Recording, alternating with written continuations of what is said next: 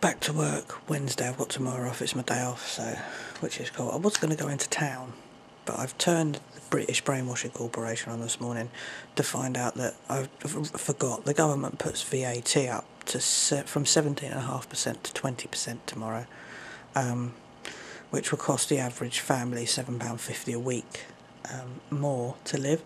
Funny that, because I actually save £30 a month, so that means the government have now got my savings. But I'm fortunate. I rent a room, and I can afford paying £7.50 more a week. I don't want to, but I can afford it. But there's people who live. If I was living in my flat without sharing it with Smiler, I wouldn't be able to afford it. I'd have to stop saving. So that means if I stop saving, I stop going on holiday, I stop having my car MOT'd, I stop paying for my car tax, I'd stop buying anything, clothes and stuff like that, because I save £30 a week, which equates to what, £150 a month.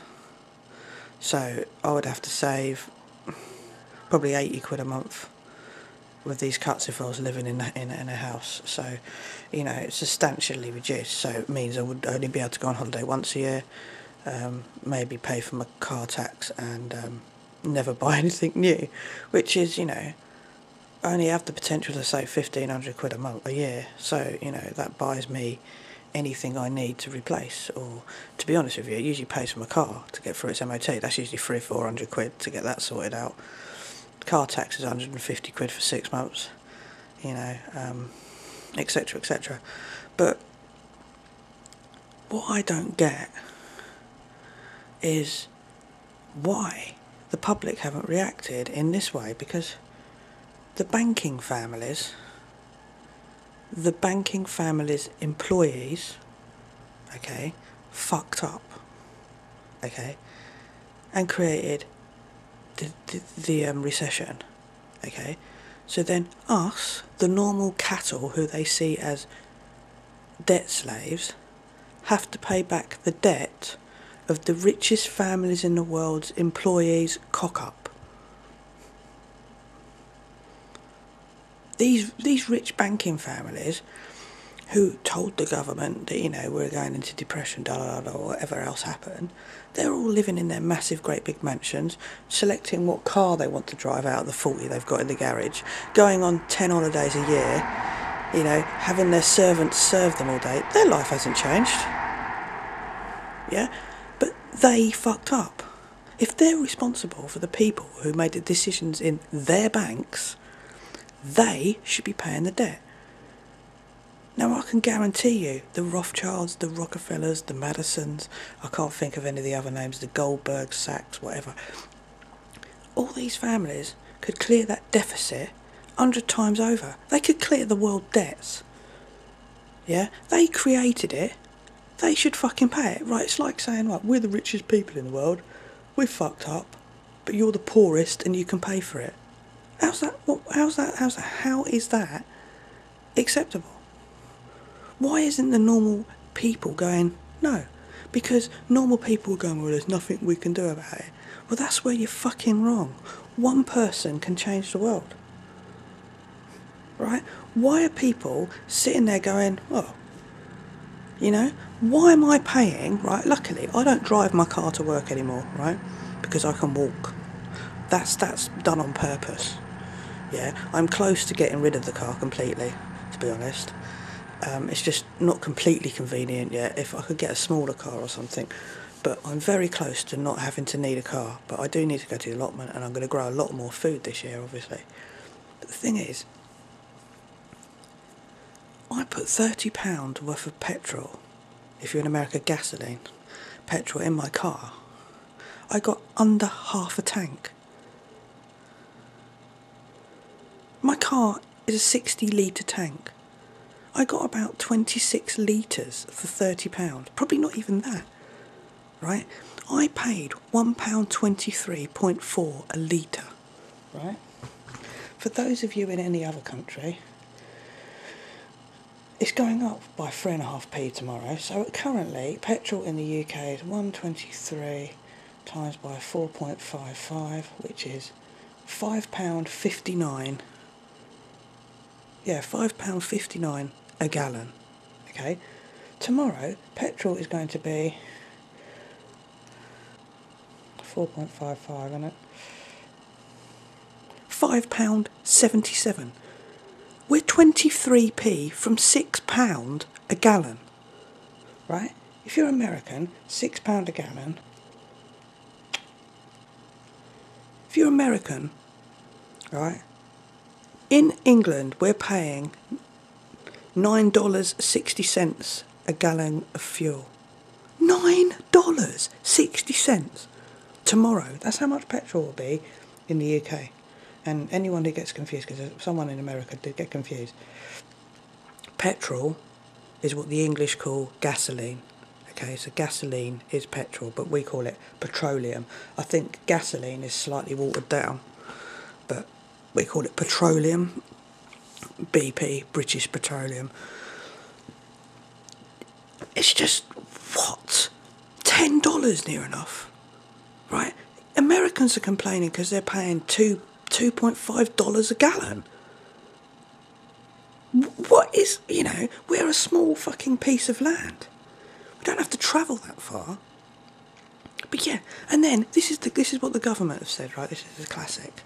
Oh, why don't you buy an electric car? Yeah, I'd love an electric car or a solar car. Oh, we'll give you £5,000 off a brand new solar or electric car. This is the British government. Do you know how much a brand new electric car is? Nissan Leaf in this country. £29,995. They'll give us £5,000 off that. I've got a spare £25,000 to go and buy a fucking car. Where is their fucking head?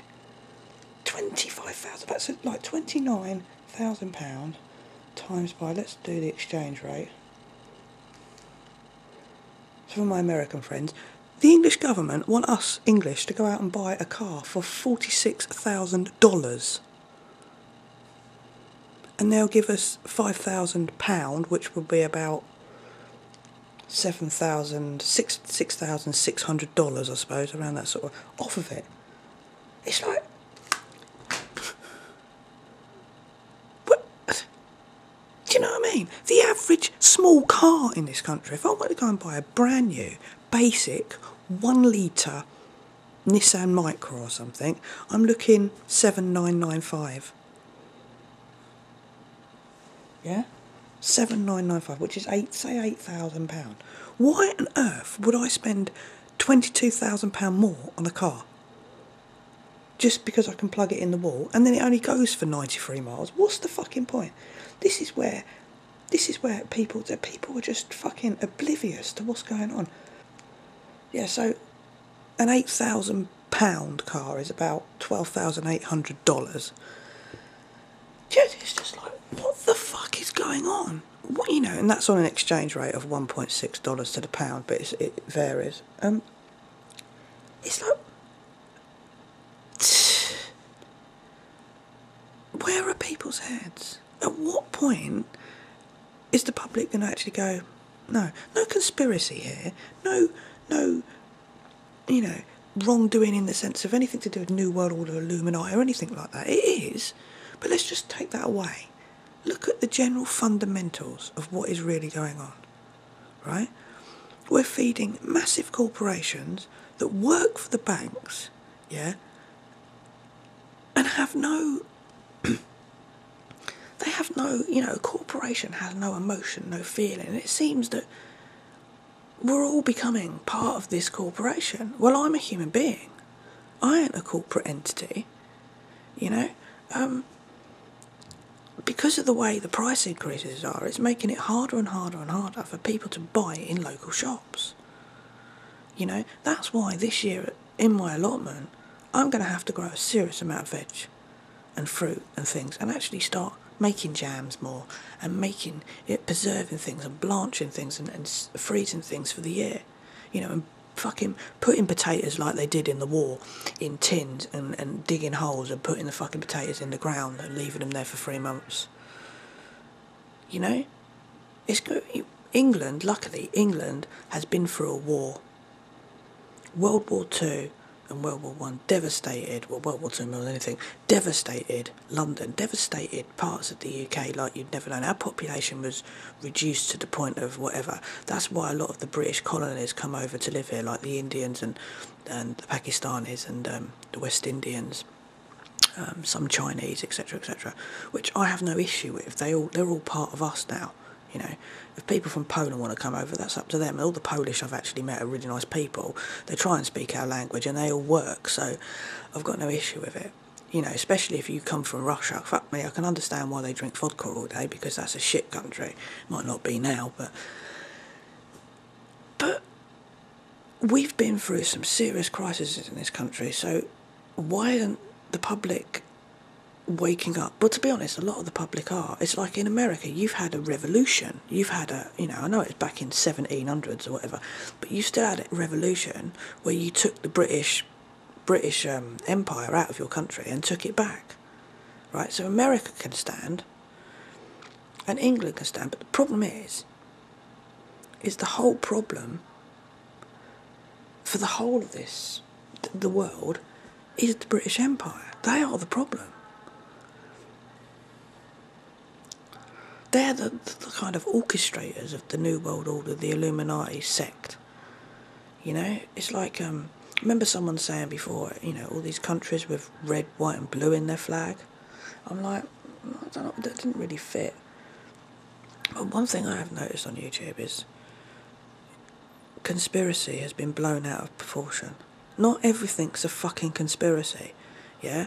Whenever you see something new that's, you know, whether the moon's tilted or whether there's new chemtrails in the sky or you know, whether someone's bombed this in a false flag attack, whether this is that, whether that's this, whether that, you know, whether we've been to the moon, you know,